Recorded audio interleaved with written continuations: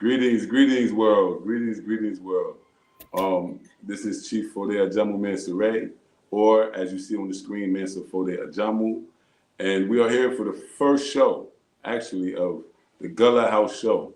And it wouldn't be proper if me and Baba Kemoh, also known as Brother Roderick Gas, if we did not extend the first invitation to our favorite professor, brother who's been dropping it like it's hot, like it's the sun, like it's lava, for decades, and really making sure that our people right there in South Carolina and around the world, which we'll talk about, have access to the great wealth of knowledge and history that the African people in Sierra Leone, Edwin, South Carolina, and surrounding states have contributed not only to the history of the United States of America, but also to the history of the world. So, especially as it goes to social justice and independent Black institution building, education, mobilizations.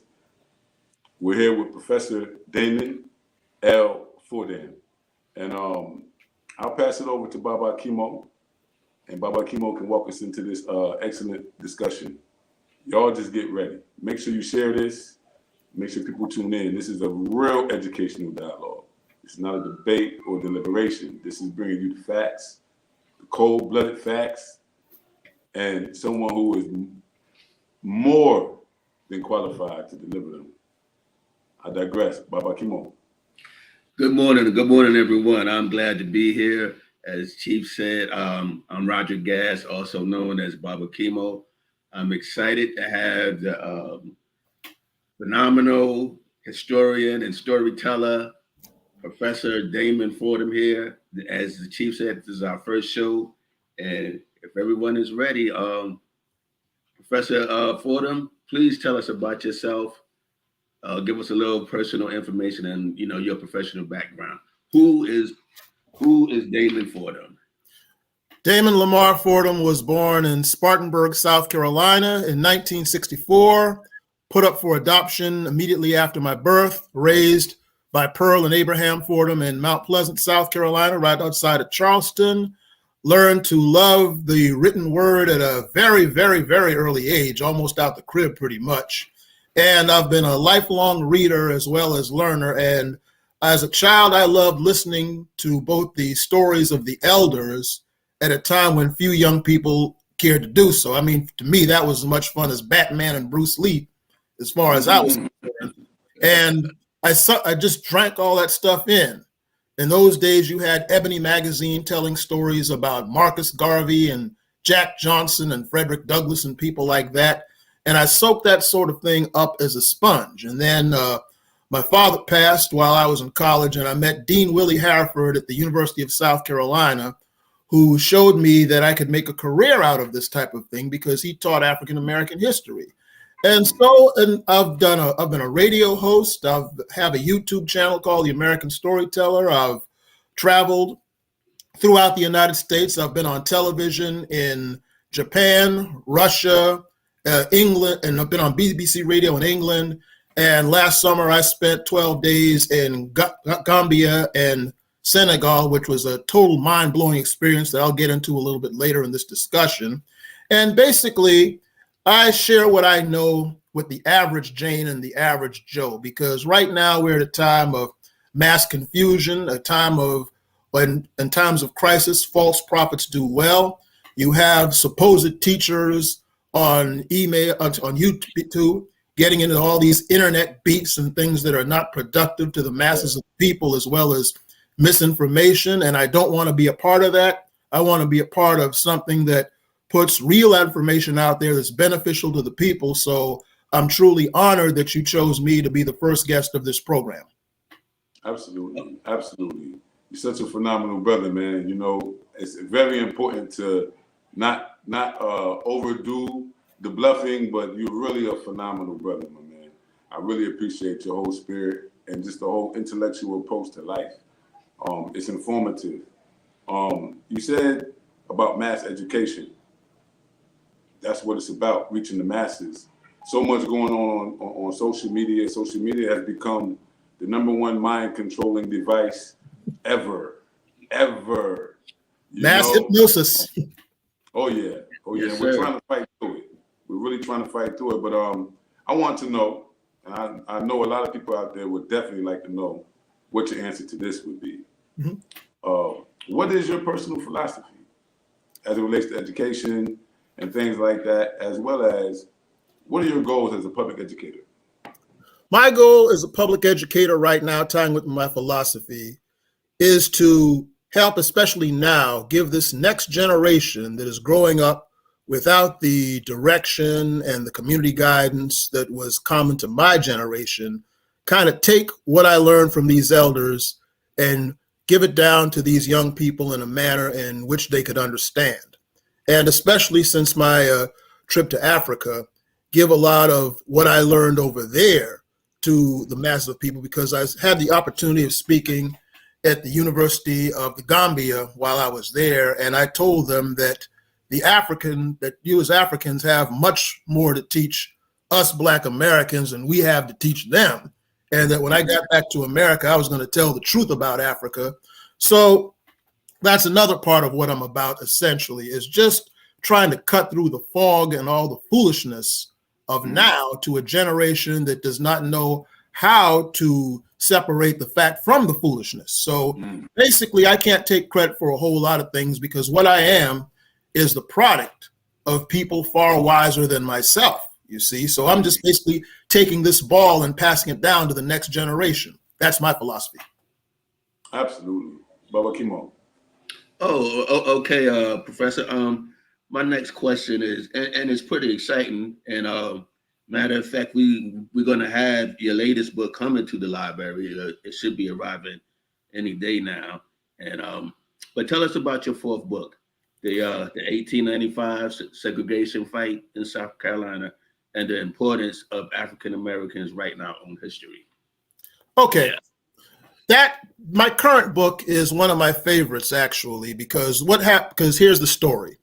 Back in sometime in the 90s, I read a book called Lift Every Voice by Philip S. Foner, which was a compilation of speeches of Black Americans from 1797 till 1901.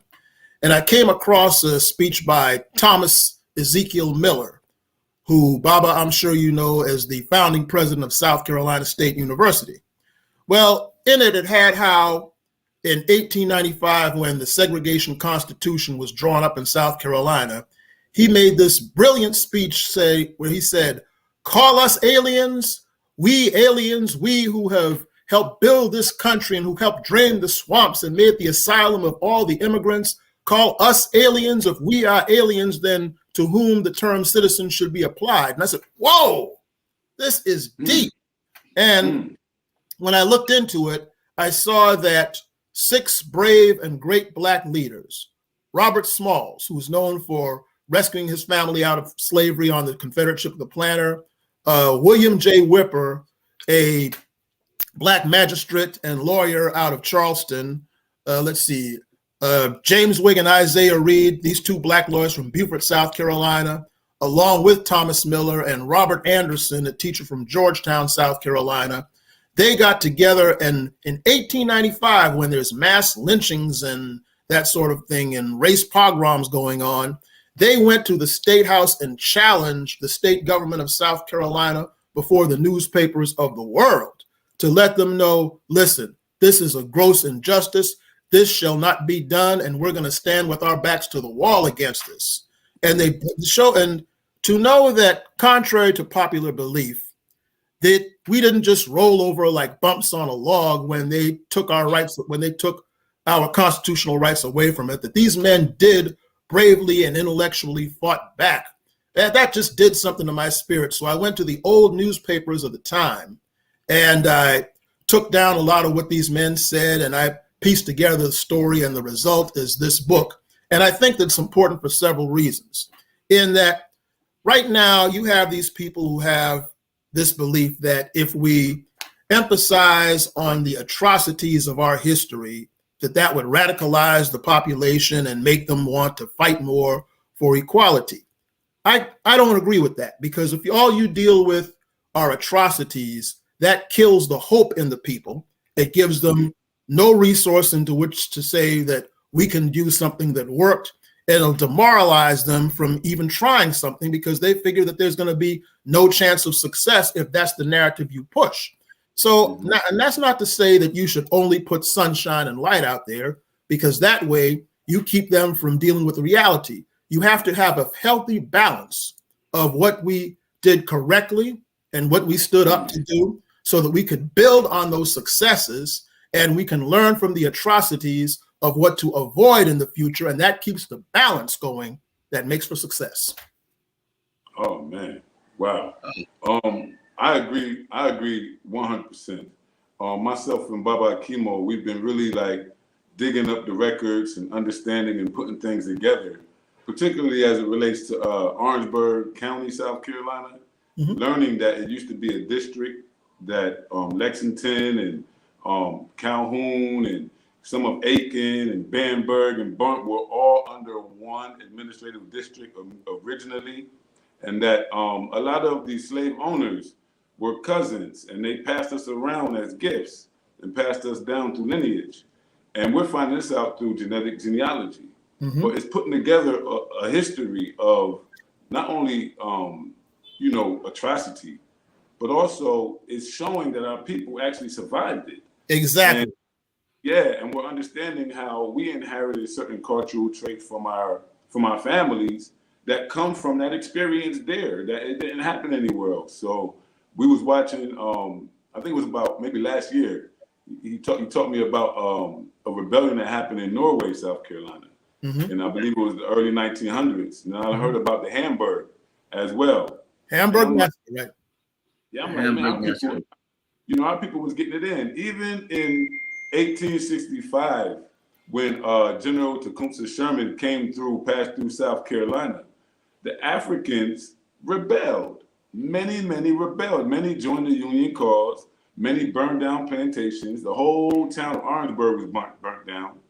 And even certain plantations was targeted, like the plantation of David Flavel Jamison, who was actually the president of the secession and an owner of some of our ancestors, as well as William Gilmore Sims, who was he also owned Woodlands Plantation in Bamberg, and we have ancestry directly connected to those populations. And so it's interesting that we're learning who we are as a family, while at the same time having the ability to interpret the resistance, the revolts, the rebellions that actually define our character today as a people. What you said earlier about this, what I would call the victimization, the defeatism. We're 100% victims and we shouldn't fight because we will definitely be defeated. I just don't see that in our narrative when you really know history. And I really appreciate this book, because what you're attempting to do here, and I really need a signed copy. I need a signed copy of this. Is putting just one historical moment into context for the broader audience that highlights not only how we eloquently expressed our interests politically in that country, that our ancestors were not fools. They were very sharp, very shrewd politicians when they had to be. And just understanding that their morality was in the right place, that they had the right thoughts at the time. It's a relief. It's a relief, because if you don't highlight these instances, then we truly believe that they never happened. And they're having this this reaction against Black history and Black studies. Right now, it's going crazy in America. I'm sure you're aware. I'm in Freetown and I see it, so I know you see it. And just a piggyback question. How do you see the future in terms of historians writing books like this that won't be necessarily accepted in the educational curriculums? How do we get this knowledge down directly to the children at Sunday school? How do we get it down to the kindergartens? How can we get it all the way down to the people who are cartoonists? How can we really start to turn these events into highlighted aspects of our culture? First of all, I'm a late 60s and 70s child who didn't depend on the school system for that. The elders, of course, now the elders of that time lived through and knew this history, unlike the young people of today whose elders are far removed from all of that. But you went out to magazines like Ebony, you went to the library, you got bookstores, and then in those days, black radio stations regularly played the speeches of people like Malcolm X and Dr. King and all of that, and Adam Clayton Powell and the rest. And so these things were a part of our environment at that time. Had nothing to do with what was in the classroom. Now, to answer your question directly, the great ones, I always believe in studying the history of our greats because they gave us the answers that we're looking for right now. For example, Dr. John Henry Clarke, in his book, Marcus Garvey, and his book on Marcus Garvey and the Vision of Africa, one of my favorites, he talks about how in the 20s, when Marcus Garvey had the Negro World newspaper going all around the world, right? It was banned by the British and French colonial authorities when Africa was colonized mostly by the French and British. And there's a story in the book on how the Kikuyu people out in Kenya would have a literate person read the Negro World out to the people in the wilderness. And there were these boys who would listen to this, and they were charged with memorizing the words from the Garvey newspaper and go out in the wilderness and repeat that over and over for the people who could not read in a language that they could understand. And so this is how you had Jomo Kenyatta of Kenya being inspired to liberate Kenya through Marcus Garvey, Leopold Senghor in Senegal, and Kwame Nkrumah in Ghana, and Ezekwe in Nigeria, and so on and so forth. So we don't have to reinvent the wheel. What we do is, if the schools don't have it in there, you go to the libraries, the churches, the community centers, the street corners, the juke joints, and yes, social media. You have to go to where the people are and put it out in a language that they understand. Now, where that's problematic is that you have to compete with these false prophets of the internet that are misleading our people. Well, again, there's a solution to that. And Malcolm X said it best through Elijah Muhammad, in that you take that, you go before the people and you hold up that dirty glass of water, and then you put that clean glass of water next to that, and you put it before the people, and you let them decide from that. But of course, if things get really ridiculous like that, Garvey himself said in his Life and Lessons that when false prophets come among you, expose them and drive them out. So there you go. Absolutely. Absolutely. I agree so much, 100%, especially with the, the Elijah Muhammad reference, the clean glass and the dirty glass. The clean glass being what you're producing.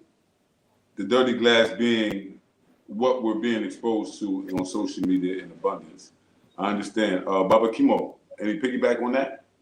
Well, actually, I wanted to go back to, you mentioned Thomas Miller. I'm in Orangeburg, and it's the first time. It's not the first time I heard of him, but I just wanted to know a little bit more about him because I understand that he was a early fighter in the civil rights movement. He was one of the first guys, I believe.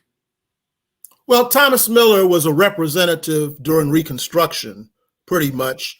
He was sort of like Adam Clayton Powell in that he was of quote unquote remote Negro ancestry, but he basically said that he stuck to the black side of his family because, quote, not that the white man needed me less, but the black man needed me more. And he was basically born free and given an education. And he took his education to enlighten the masses of his people and serve in the House of Representatives during the Reconstruction days. And so afterwards, he continued that kind of work and was involved with this whole thing where he was with these people who tried to stop them from segregating the state. So after that, African Americans lost their political rights. So he went along to become the first president, the founding president of what we know today as South Carolina State University, and was involved in politics until he lost his eyesight around 1931 and died in Charleston in 1938. But interestingly enough, there's a story in the book, which I'll leave to the people who read it eventually, near the end of the book, where he did receive special recognition and some compensation for what he went through and all that. Near the end of his life, he received a very surprising note of recognition that's in the book, and I'll, leave that suspense for the leaders. But he did not die without his sacrifices being recognized. And incidentally, I also recently did an oral history with a lady who was 100 years old, who actually remembered her parents taking her to Thomas Miller's funeral in 1938. Oh, wow. So that's how close we are to all this. Yeah, see, and that's fascinating to me because my aunts, my uncles, they all graduated from State College. My dad too. Yeah, as a matter of fact, I went to Felton as a kid, and so I'm very familiar with State College, but it's just fascinating to hear that story about such a prominent figure from Orangeburg. I'm sure a lot of us is not aware. Let me say this about that. You see, I used to, at one point, I worked at microfilm for the newspapers at the Charleston County Library, okay? And I found that when you went through old newspapers, you have a lot of fascinating stories that don't make the history books. And this is basically my modus operandi, is I don't tell the stories that everybody else tells about these type of things. I look through these old newspapers and these old historical journals that most people don't go through, and I find these things that have not been talked about, and I figure out, okay, how is this information beneficial to the masses of people? So I take that and I use the storytelling skills that I gathered from the elders of my youth, and most recently, the griots of Senegal and Gambia and all of that, and I put it together in a way that goes to the general public in a manner they could understand. Because right now, with academics, they fight these really stupid, time-wasting battles on terminology and semantics and all this, what we should call this. That stuff is a waste of time, and it doesn't free anybody, okay? It's like Dr. Henry Louis Gates once, one of my friends and mentors once told me over dinner one night, he said, Dame, stay away from that pretentious academic gobbledygook, okay? And I just talk to the people. Right. Yeah, keep it plain. That's right. Keep it simple. I want to kind of go off question. I know we have our, we have our set of how we want to. We're all brothers here. It's good. Go right ahead. The thing is, this is the GULLAH House Show. And we definitely have to talk about some aspect of Gullah history and culture as well. I got you here, and what I really wanted to ask, because I have my own idea of it, I'm sure everybody does, but as it relates to Gullah Geechee identity, in terms of its origins, evolution, expansion, a lot of people only see Gullah Geechee as a Sea Island thing, which we kind of blow a flag on that, because it makes money for some people. Yeah, it makes money for a lot of people. But we know the culture was related to rice and related to the rice coast of West Africa and those cultural aspects. And rice doesn't grow in salt water, but it can grow in fresh water. We know that it was the low country, that it was the main lands where the culture was actually most harnessed and most engaged in. Maybe most remote and more preserved on an island, but definitely the generator of the culture had to have been the rice plantation culture, in part. Maybe not only, but definitely in part. Myself and Roderick has been also researching how the Low Country expanded inland, the time when it happened in the early 1700s. And looking at the slave owners, of course, looking at the political elites of that time, the veterans of the Revolutionary War, and things like that, what we find is that even if they took different surnames, they always kept their Africans. Once they bought an African, it was not easy to pass them off to another family or to another person. And so what we find is that those same plantation owners in the Low Country are also those who had the large plantations in the Midlands and even up in the Upcountry. So most people wouldn't connect the African populations of that expansion, but we typically do. I wanted to get your understanding of the culture, its origins, its evolution, its expansion, and what do you think it is today? All right. Personally, I consider it going beyond, of course, the rice plantations and into West Africa, because when you deal with how jollof rice in Senegal and Gambia, and is jollof rice popular in Sierra Leone? Because I haven't been to Sierra Leone. Very popular, same people. Okay, very good, very good. When you consider that and its relationship with the red rice over here in the Low Country, as well as we've discussed before, the speech patterns and the cultural traditions and so on and so forth, the importance of storytelling and all of that, these things that were far more prominent when I was a boy and visited my rural relatives near McClellanville and Awendaw and Christchurch Parish in late 60s and early 70s than it is today and so forth. The connections are there and the connections are real.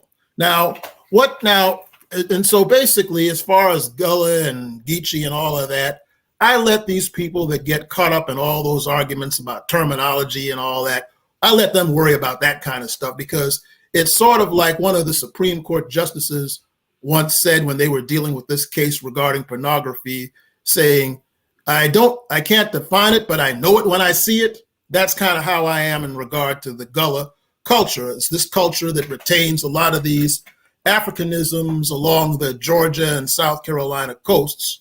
And as to who is and who isn't, it depends on your cultural practice. And let me give you an illustration of that. During my sojourn, the people informed me something that I had no idea of when I got there, that everybody in Senegal identified me as of the Wolof people. Okay, and when I met some Wolofs, I'm like, whoa, these are my family. There's just no denying that. So whereas I may not culturally be into the Wolof tradition, there's no doubt that that is exactly what I am.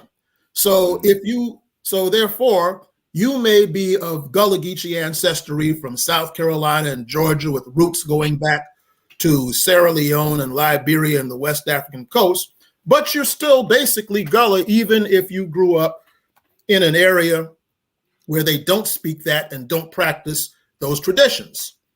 Right. You see? Right. So it's basically what you choose to claim as such. So I see no reason why somebody from the North who has Gullah ancestry calling themselves Gullah, I have no problem with that. But if you are going to claim that and people ask you questions, you got to know what you're talking about, though. Exactly. And not mislead people. Exactly. Sure. I feel the same way. We're in the Midlands here, but I recognize a lot of the Africanisms from the Low Country. And like you, Professor, I'm from the 60s and the 70s. I've been around my grandparents. And just like you just said, I recognize these things. So to me, the Gullah culture should extend from the Midlands all of them down to the Low Country. Well, see, where that gets tricky is because you see, in the Low Country of South Carolina and the Georgia coast, you had a majority Black population in those areas. So the people hung on to a lot of those traditions, and they were the least assimilated of the Black people in this area, perhaps in the country. I mean, quite literally, you could say that the Gullahs are the blackest Black people in America on a number of levels, you see. Okay. And so you had these type of situations where you had people like Reverend Tunis Campbell down in the Georgia coast, who took advantage of the 40 acres and a mule as long as he could and had his own self-sustaining Black community in St. Catherine's Island and areas surrounding Brunswick and all of that, until he was forced out and unjustly arrested by the Georgia authorities. You had things like that going on to where, and even though Tunis Campbell was portrayed as a villain in the white press, to this day they have this festival celebrating Tunis Campbell in St. Catherine's because the people spread that through word of mouth, okay? You had people like Bishop Henry McNeil Turner out of Abbeville, South Carolina, who long before Garvey, who long before Malcolm or any of that, he was preaching not only armed self-defense, but in 1878, he led a group of Black Charlestonians on a ship called the Azor over to Liberia, okay? Yeah, right. And as a matter of fact, Dr. Andre Johnson, a friend of mine out of University of Memphis, is publishing an anthology of Turner's writings next month that would be a great guide to people. As early as the 1890s, he was telling people that the best defense against lynchers was the shotgun. Oh, yeah. that's right. Yeah. And he was yeah. preaching of about a black Jesus and all of that long before the 60s, you see.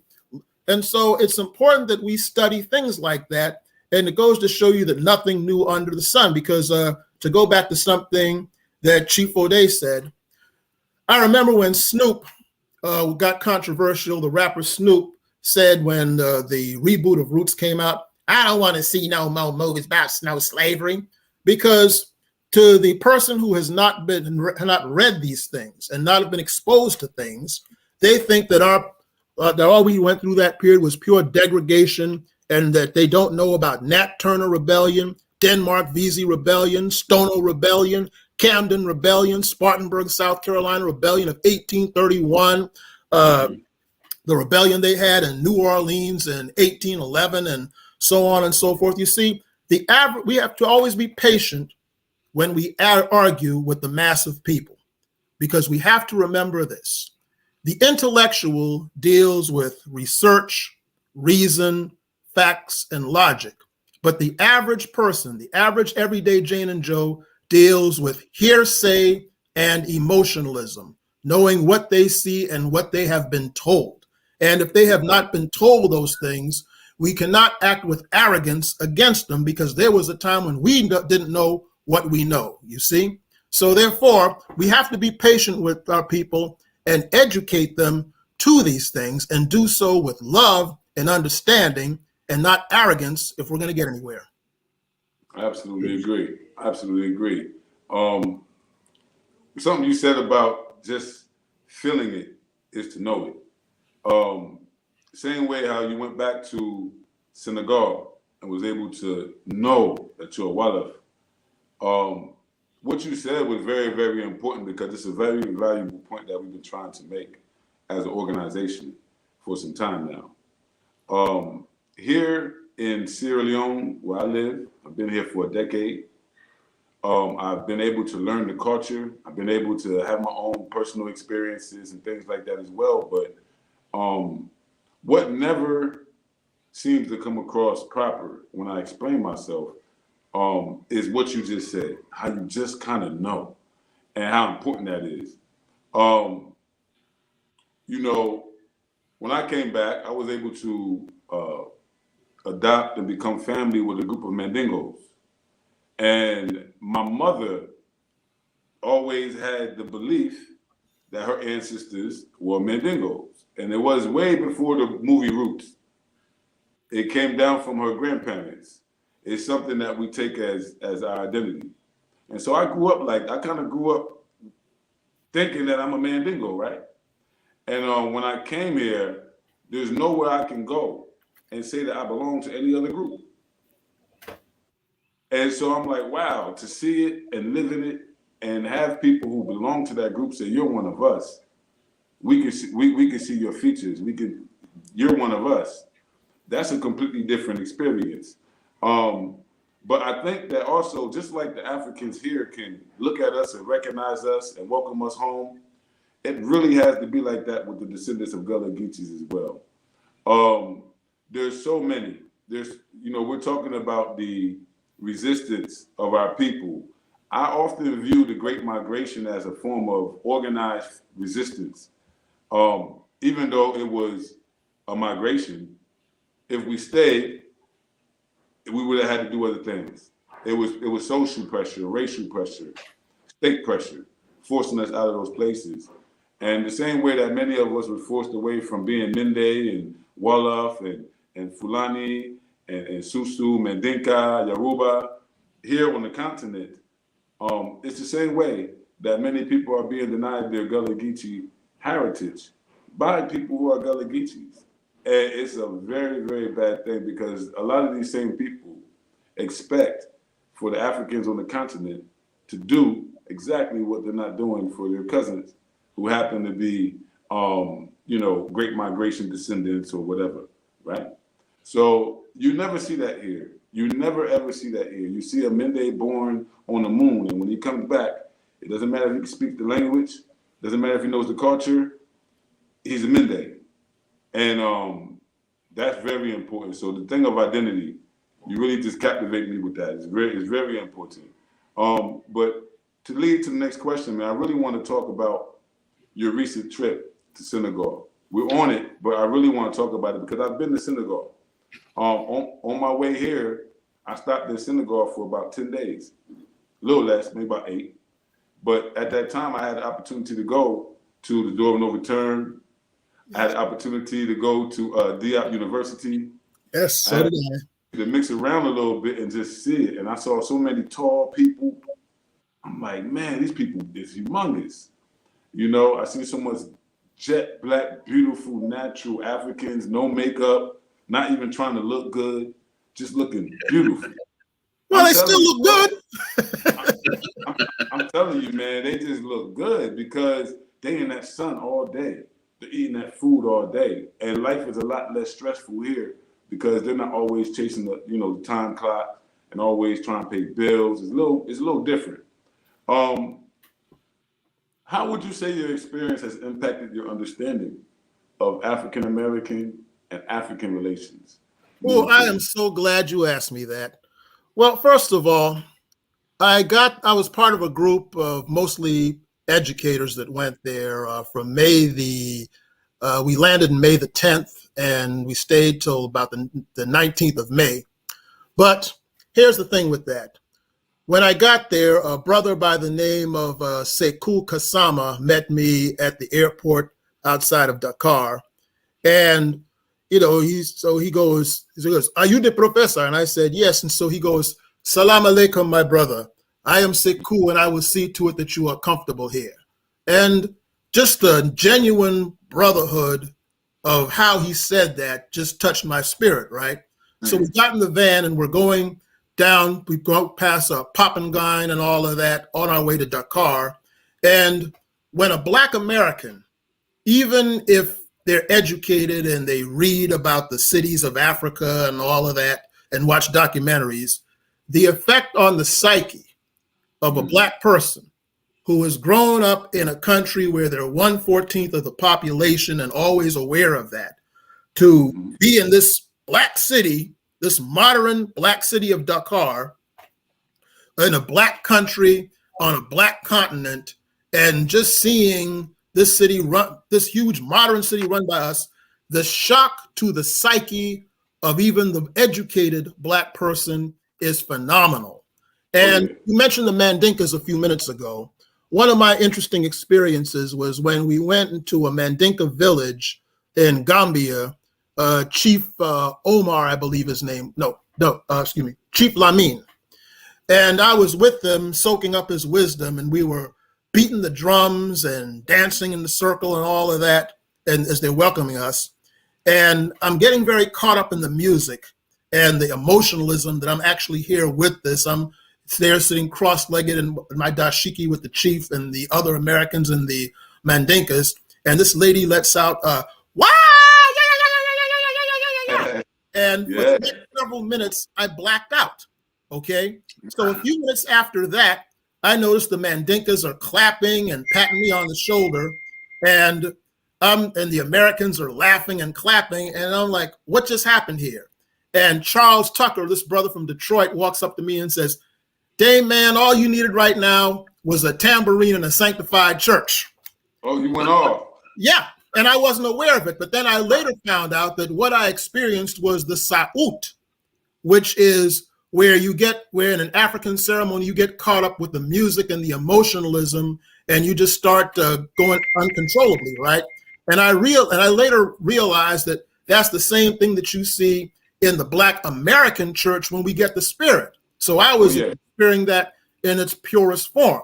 But anyway, having said all of that, because I know we're kind of limited on time here, it's that when you as a Black American know what it's like to be the majority in your own country and your own continent and all of that, therein lies the difference. Because you see, the African American's parents and grandparents were in many cases, I mean, yes, we are resilient people, but unfortunately, a lot of the negativity from that experience sank into a lot of us. And then, as you yourself know, you had that cultural disconnect in the 80s with the crack epidemic and the gang epidemic and all of those things.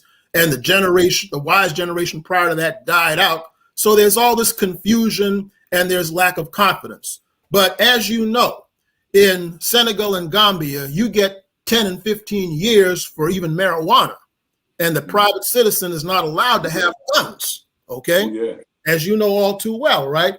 So the problems over there are just so much more different. And you're dealing with the people who know what it is to run things in their own country because they have a confidence that the African American doesn't have in many cases.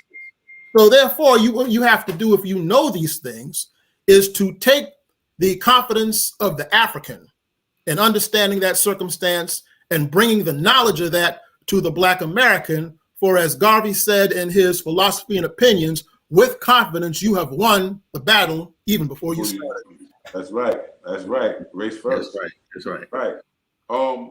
So recently there was a conference, I guess, held where Biden, he called the leaders of Africa to DC. It was the U.S. Africa Leaders Summit. Really? I believe it happened last month.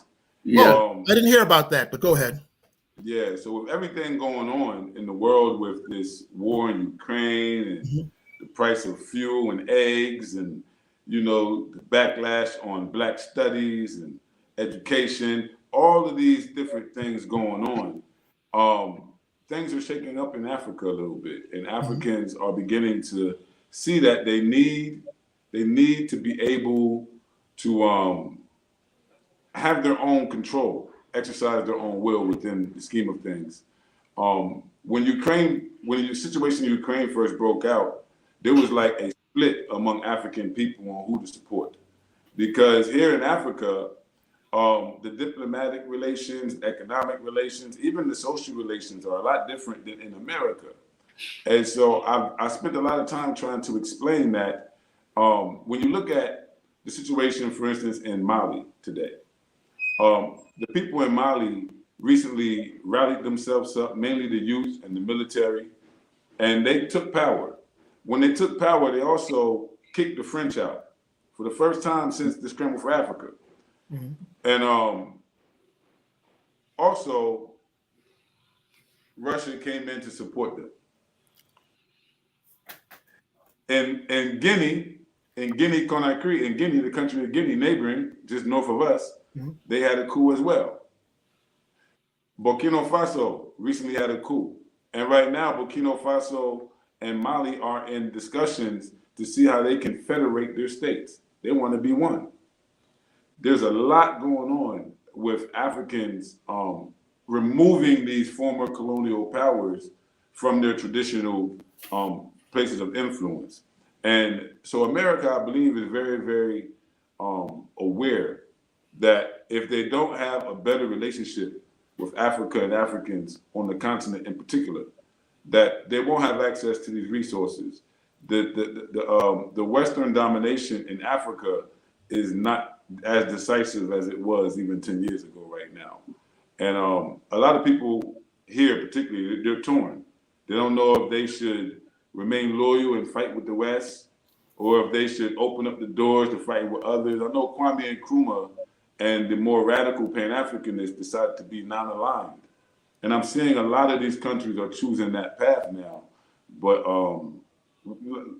what's your opinion in terms of international relationships, the political relationships, and what they could mean for us. You just came back. I've been here 10 years. Baba Kemoh is on his way.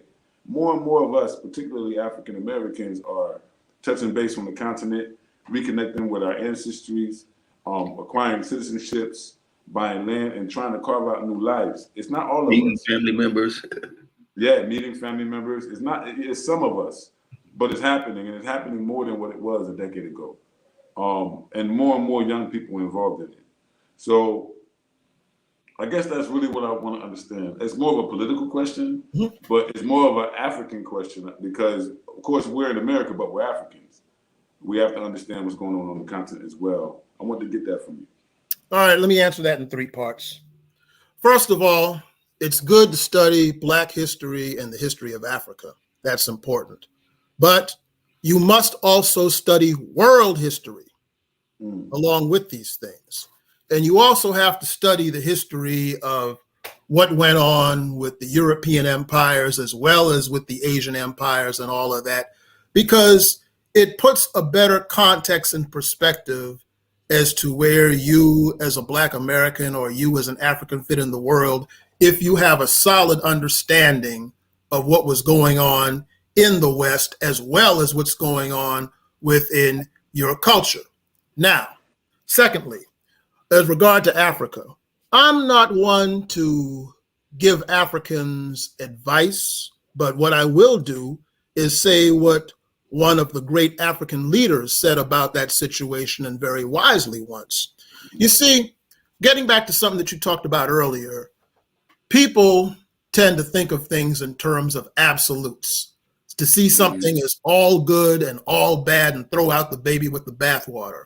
I think Patrice Lumumba, in his book, Congo, My Country, which I read not too long before I visited over there, he very wisely said that the thing for the African to do in cases like that is to take what we can benefit from Europe and the West and weigh it and see what is good and what is bad, and we throw out and put aside what is bad, and we take, i.e. the technology and things like that, that we could use for our good. And we examine our own African traditions, and we see what is still beneficial to us and see what is a hindrance to us. And we take that which is good and eliminate that which is bad and blend them both together, and with the criteria being what is advantageous to us as opposed to just flatly throwing everything out of the bathwater, because you make serious errors when you do that. And I thought that that was a very profound and correct way to go about doing that. Now, to the third issue. Now, granted, every Black American can't go to Africa. And I don't even think it's advantageous for certain African Americans to go to Africa, because sometimes when you go on a Black person who didn't do their homework or didn't do their research, goes out there with no real understanding, just like a tourist without knowing what they're getting into, they see things from the wrong lens and cause more harm than good by bringing back misconceptions as seen through uneducated eyes. And that just causes confusion. So we have to really see to it that I would tell Black Americans, before you go to Africa, get with people. Don't go by yourself, number one. Don't go just as a tourist. Go with people who have been there, who know people, who can get you in touch with the average person and all of that, and study before you get there so you can see the context of what you see over there before you can bring it back. And then once you do that, you can then connect people with people. And I'm still in touch with many of the people who I met there the last time. So you can build into what is a real Pan-Africanism of the mind. Absolutely. Good, absolutely. Baba Kemoh. Yeah, that's fascinating. That's fascinating. I enjoyed that. But one thing I wanted to ask you about, sir, and one of my favorite shows is Finding Your Roots. And I know you're friends with Dr. Gates, man. Just talked to me last week. His show comes on every Sunday afternoon, and I thoroughly enjoy looking at it. So I just want to hear hear you say something about Dr. Gates. Two things about Dr. Gates.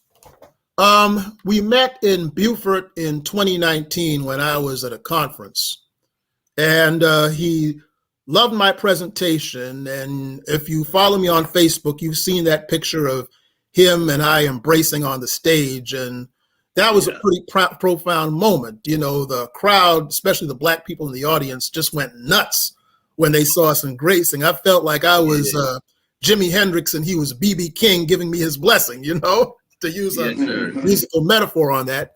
And so we had dinner after that where he gave me a lot of really good information, like what I just told you in regard to not wasting time with all that pretentious academic gobbledygook. But let me share something very important that he taught me once.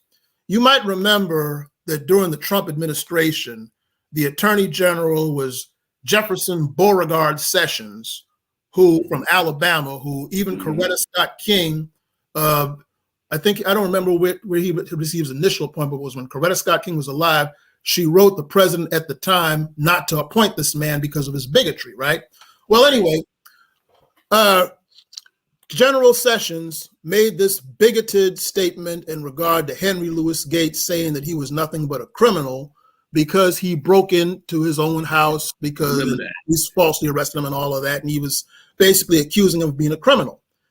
Dr. Gates never made a public statement about that. So anyway, around that time, you know, he checked in on me, seeing how I was doing. And I said, Skip, and he lets me call him Skip. I said, I got to ask you this. What do you feel about what Jefferson Beauregard Sessions said about you? And his words to me were this. He said, Dame, and yes, he calls me Dame. He said, I'm not mad at Brother Sessions because he just helped me sell 10,000 books. Right, bam. And the point of that is that I mentioned earlier about how you have these phony YouTube scholars going at each other over foolishness while the people are perishing. He refuses to play that game. You know, people say what they do about him. He just goes on about his business, knowing that if they talk about him, people are going to be more curious about him and what he does. So he doesn't get down on that street corner level. He lets his work speak for himself and keeps it moving. And that was the lesson of that to me. Don't major in the minor. I hear you. Wow. That's good. That's wonderful. Wow. Great. I will be watching his show this afternoon. Yeah, man, he does some excellent work. You know, he's one of the guys, he really inspires us because we do a lot of genetic genealogy, trying to connect. Well, again, this is why I listen to people like him and I stay in touch with him because you see, you know, I'm about half a generation or so younger than him and all of that. And I want to sort of continue to teach young people to go ahead and keep it forward in the same way that he and I reach out to each other from time to time and kind of helps me keep it forward by giving me advice and all of that. And through the advice he gives me, I give that advice to other young people so it's beneficial to them.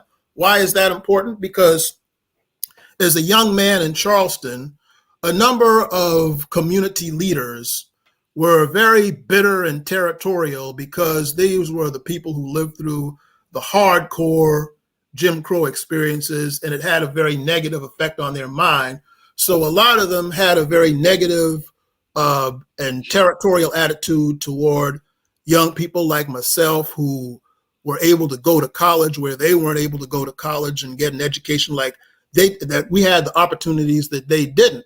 But instead of being happy for us and trying to encourage us and cheer us on, some of these people did what they could to hold us back out of their own envy and bitterness over their experiences. Not all, but just a few that did. And so people like that were my anti-role models. I learned from these people what not to do in dealing with the youth. And so therefore, when I see a young person out there trying to do something constructive and do something that's better for the community, even if I can't give them money, I encourage them because you're going to need that to keep progress going, or otherwise we're going to go backwards, and we've had enough problems with that already. So you do what you can to encourage the young people so that they can take what you have to give them with their own experiences and move it forward. That's right. That's wonderful. That's right. That's wonderful. Absolutely. So I want to just go over some of your books. Maybe you can give us your bibliography, as well as how people can contact you, and let us know what's up next with your events. I know you've been doing a lot of speaking and you know, getting that book out there, but you have so much other books that I want to give you opportunity to plug them and let us know where we can get them at. And also, I think that this is the best thing that comes out of this interview.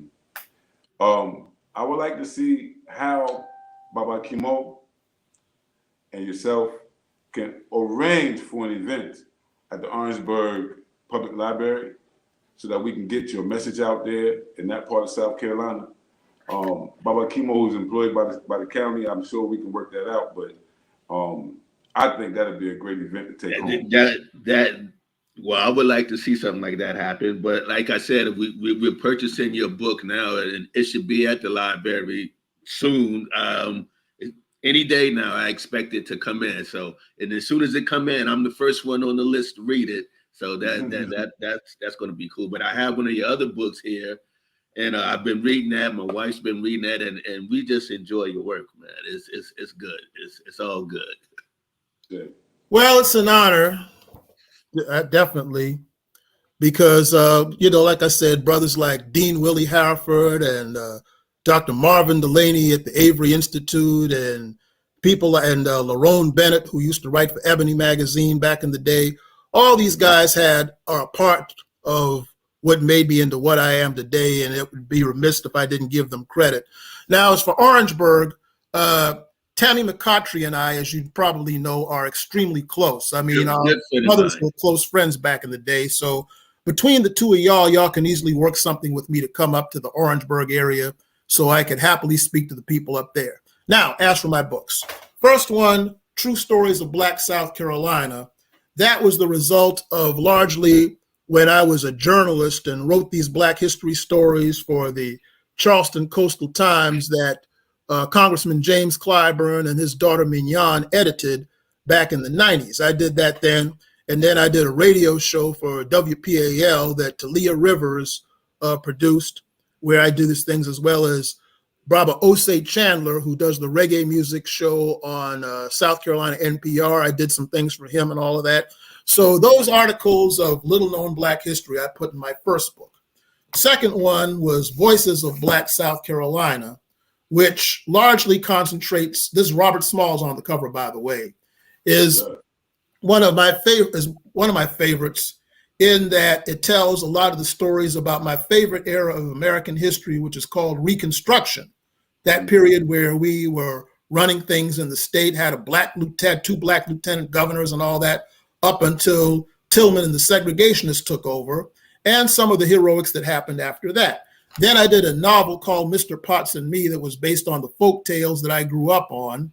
And then there's this 1895 segregation fight in South Carolina that we discussed earlier. My next book is an anthology of the Black folk tales and folklore of South Carolina that a lot of people don't know about. I'm in negotiation to get that out in 2024. That's wonderful. Because it preserves the wisdom of the folk wisdom of our elders. That's wonderful. Right on. So how can people get to you? You got a website? I have a YouTube channel called The American Storyteller. I keep it simple so that people could just get to it. Okay, The American Storyteller is my YouTube. I'm Damon L. Fordham on both Twitter and Facebook. All right. Thank you very, very much. Hold on. I'm trying to make sure this goes up on the screen. So people know where to get you at. Okay. This information is invaluable to our generation, to our population. And we're almost out of time, man, but I really want to appreciate it. I can talk to you for days straight. You know, we don't ever have to stop talking. But, you know, for the sake of, you know, the purpose, we're about to head off. But there you have it. American Storyteller on YouTube. You heard the books. Orangeburg, y'all get ready. Y'all see we got it in the works. You know, Professor is coming through to give us some more information. And, you know, I just want to give you, Professor Fordham, the utmost respect and appreciation for honoring our invite and really coming through and smoking out the place, man. You know, I appreciate this. This was a great first interview. Bye-bye, Kemoh. And I appreciate what you're doing for this current generation of the youth also. Brothers like you are keeping it going and help people like me sleep easy. I say, that's right. And you Great, know what? man. I enjoyed it. I thoroughly enjoyed this. It was wonderful. Thanks for being our very first guest. And like I said, I just enjoyed it, man. This has been a wonderful day, a wonderful way to spend a Sunday morning. And for those of you in Senegal and Gambia, I'll be back in May. Stay tuned. Oh, great. Yeah, you heard it first. So you heard it first. Hey, y'all, we're going to get out of here. This is the Gullah Nation of North America, Gullah House Show. Every Sunday. Next Sunday, we'll be here with a new guest. Stay plugged in. Peace. All right.